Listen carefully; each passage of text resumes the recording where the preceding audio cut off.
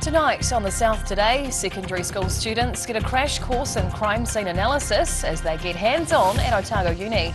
Dunedin Hospital staff express concerns over the loss of employee spaces in the shrinking new hospital build. And a master stonemason shares his secrets from a painstaking rebuild after the Christchurch earthquakes.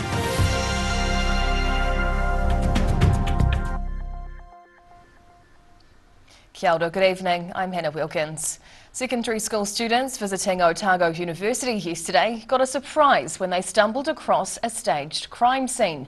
The fake murder investigation was just one of many ingenious activities created by the university to help hook students into a future career. Secondary school students from around New Zealand getting hands-on with a mock crime scene. It was one of a range of interactive activities set up by the University of Otago this week. Students from 177 secondary schools across the country are in Dunedin to take part in the university's hands-on event, aimed at giving them a taste of potential future study plans. After the initial crime scene surprise, the students got to work solving the murder mystery using cutting-edge methods. So we've got a mock crime set up, and the students are going to be analysing different DNA samples that were found at the scene to solve the crime. Staff and graduates who planned the event say the combination of group activities and practical exercises seems to be proving a hit with the potential students. So they're getting exposed to a wide variety of experiments and getting to do a lot of hands-on science that they wouldn't normally be exposed to at school. So so they're absolutely loving the experience here at Otago. The genetics course is just one of the faculties offering practical activities, with dissections, explosives and immersion tanks also on offer in an effort to pique their interest. Organisers are hoping the experiences will encourage many of the participants to return to Otago next year as fully enrolled students. In Dunedin, the South Today. Changes to the design for the new Dunedin Hospital builds could mean a step back in conditions for staff, according to one representative. The planned pavilion building was dropped from the design, along with a number of other non-clinical spaces, as part of a $90 million cutback to steady the project's budget. A leaked document has revealed 491 spaces were proposed to be dropped from the new hospital build, leaving many staff disappointed. Chris Smith, Southland representative for the Association of Medical Specialists, says there would be a dramatic change in the way staff would be required to work. She says in many ways the spaces are going to be worse than what it is now. Staff will now have to share small non-clinical spaces, and doctors will be incentivised to stay away from the hospital when carrying out non-clinical work. Te Whatu Ora Health New Zealand insists it's still committed to providing collaborative workspaces, with all agreed staff facilities being incorporated in the new design. The project cutbacks also include a reduction in the number of beds, operating theatres and MRI scanners, although it's possible they could be added back in the future. The Christchurch Arts Centre can once again have people stand atop its observatory tower after more than a decade of disrepair. The tower was damaged in the 2011 Canterbury earthquakes, with stonemasons using a mix of old and new tools to get it up to scratch. Looking like new, this rebuilt observatory tower in the Christchurch Arts Centre shows little evidence of the damage it suffered during the 2011 earthquakes. That's thanks to the skill of some dedicated stonemasons, including Darren Harris, who was happy to share his specialist craft with the public. Who remembers the observatory before the earthquakes? We all do. Yeah. I never saw it before the earthquake, so all I saw was the carnage afterwards, basically.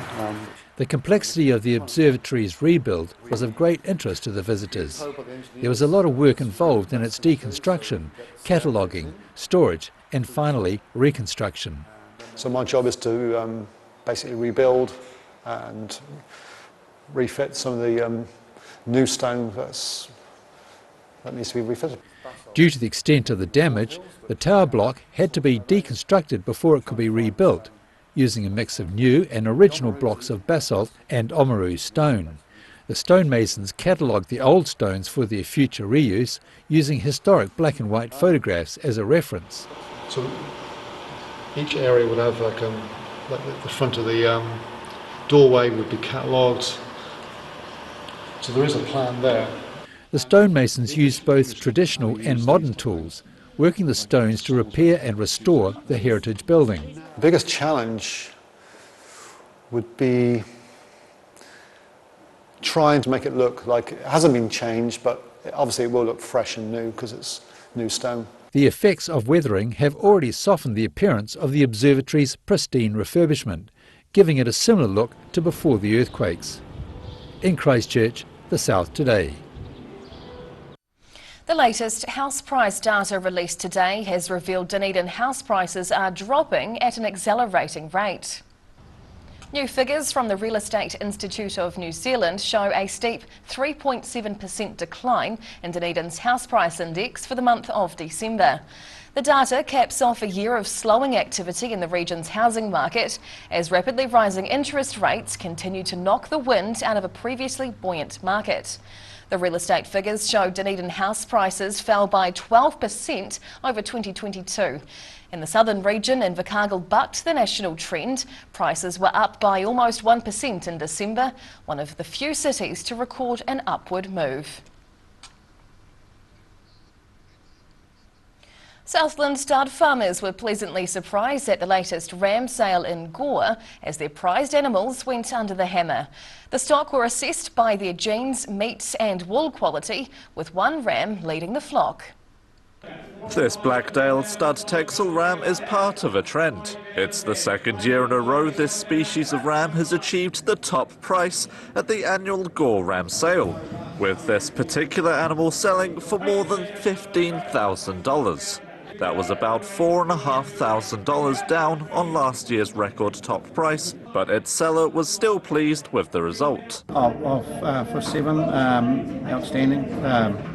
Like I said, 8,000 or more for a top single-litre ram is good money, so 15,500. Wendy and I are absolutely chuffed.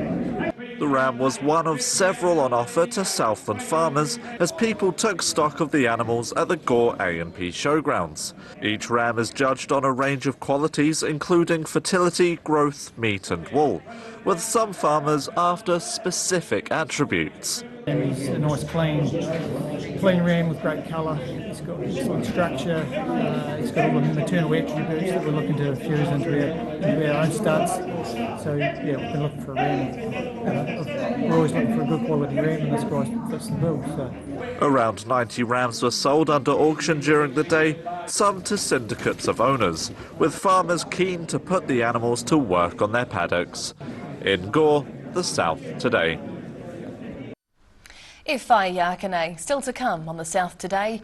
Removing a giant tree in Dunedin's Anderson's Bay disrupts traffic, and a blast from the past could be re-established, giving cruise ship passengers a scenic ride into the city.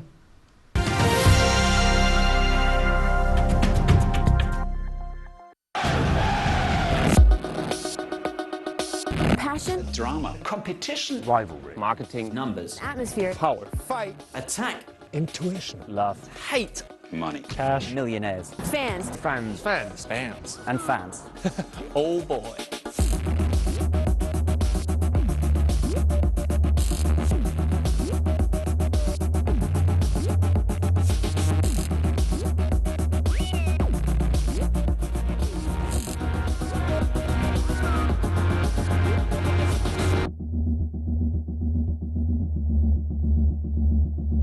A poorly maintained heat pump can lose up to 35% of its output. The Mr. Heat Pump Cleaner team are experts. Their specially developed chemical wash is totally biodegradable. Call Mr. Heat Pump Cleaner and get the job done by the professionals.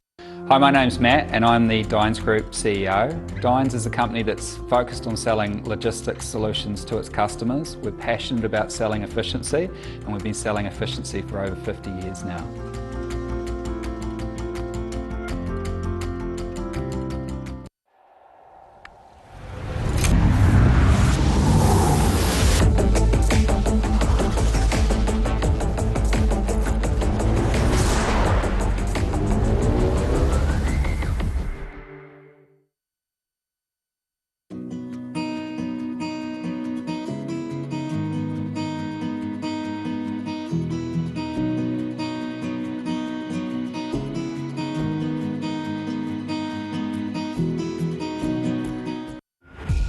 just when you thought it was safe to get back on the sofa. My mate John's having a price frenzy! He's taken 19% off sectional lounge, 31% off coffee tables and buffets, 42% off selected clearance items and much, much more. Plus pay it off over 24 months interest free. My mate John's price frenzy! Where did you get that furniture from? Stafford Street. And my mate John. Hi, we're Arts Centre Observatory. Age Concern Otago hosts a multitude of social activities, including interwalks.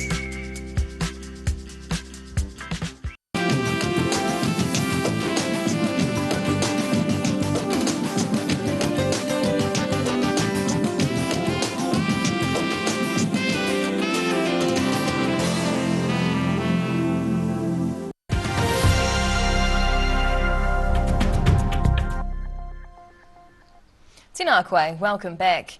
A large tree being cut down on a hilltop in Dunedin's Andersons Bay yesterday caused traffic to be diverted. The tree was chopped down on the corner of Mahon Street and Portobello Road, this vision showing it tumbling down the cliff. A section of Mahon Street will be closed through until later this month to allow for tree and rock removal work to take place. However, the Dunedin City Council says there's no danger to the public on the street. Similar work was carried out last year along Portobello Road after a period of wet weather and rockfalls. Traffic will be diverted along neighbouring streets while the work is being completed.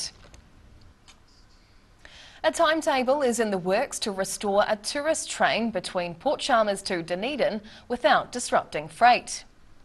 Kiwi Rail is working with operator Dunedin Railway to re-establish the tourism train rides through the Taieri Gorge that previously carried cruise ship passengers. Buses sourced from the Otago Heritage Bus Society have been used in place of the train rides this summer as an interim measure. However, Dunedin's Deputy Mayor Sophie Barker believes the heritage buses weren't adding much to the visitor experience compared to the rail journey. The train allows visitors to take in the views from the stretch between Port Chalmers and Dunedin, travelling through the Taieri Gorge. And now recapping tonight's top stories on the South today. Otago University staged a crime scene as part of a hands-on program to encourage secondary students to study there. Dunedin Hospital staff are disappointed hundreds of spaces were cut from the new design, leaving it worse than the current building.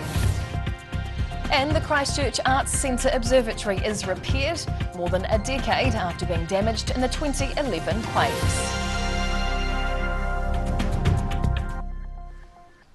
And now a look at what's happening in tomorrow's ODT, and we welcome the Associate Editor, Jo Simpson. Hello, Jo. Hi. What can we expect in your paper tomorrow? The Health Minister says there are no cuts to the Dunedin Hospital. So oh, wow. Okay. Wanaka sports massage therapist Jason Clark is ruining the moment he opened an email that resulted in $40,000 being drained from his bank account. Wow, you'd noticed that. Yes, and full rebuild is being planned for a Dunedin secondary school after a block of classrooms was found to contain mould. Oh. And then the cause of death for the mass of young yellow-eyed penguins has been identified. Oh wow, okay. Oh, we look forward to reading all those stories and more. Thank you, Jo. Thank you. And time now for a look at tomorrow's weather. The South Today weather, proudly brought to you by MoleMap, the skin cancer detection specialists. Looking at the situation, temperatures jump back up again tomorrow as northwesterly airflow slowly increases ahead of a weakening cold front in the Tasman Sea. Heading to the top of the South Island, light winds and some cloud with 25 in Nelson tomorrow, fine and breezy in Greymouth with 24, and Christchurch can expect a 21-degree day with nor'easterlies. Travelling to South Canterbury and North Otago, fine with east to northeast winds tomorrow through here. Looks like consecutives with 22 for Ashburton, 23 in Timaru, while Oamaru can expect a high of 24 degrees. Heading westwards to the Central Lakes, well, this is where the mercury goes sky high. Pack the water and sunscreen in Wanaka tomorrow. 30 degrees is on the way, and the hot temperatures continue over in Queenstown and Alexandra with light northerlies and a high of 28 degrees. Heading further south, All summer conditions continue as we come through here with 24 degrees, cloud increasing and nor'westerlies in Balclutha and Gore. Down on the coast, the Catlins can expect a very similar day, but with 22 as the high. And down to the deep south. Fine and cool tonight in Invercargill, dropping to 8. High cloud with freshening nor'westerlies tomorrow and a gorgeous high of 23. Into Friday, a temperature drop to just 15 as the high, with fresh cold sou'westerlies and showers clearing by lunch. And finally, heading to Dunedin. Cloudy with nor'westerlies and down to 12 degrees overnight. Tomorrow shaping up to be a lovely fine day with fresh winds and a high of 24. Friday, possible showers to start the day before a sunny afternoon with 21 degrees as the high. And that's the news this Wednesday. For the latest news and videos from the southern region, head online to odt.co.nz. And you can follow Channel 39 on YouTube to catch our news bulletins on demand. We'll see you again tomorrow. Ka kite a popo.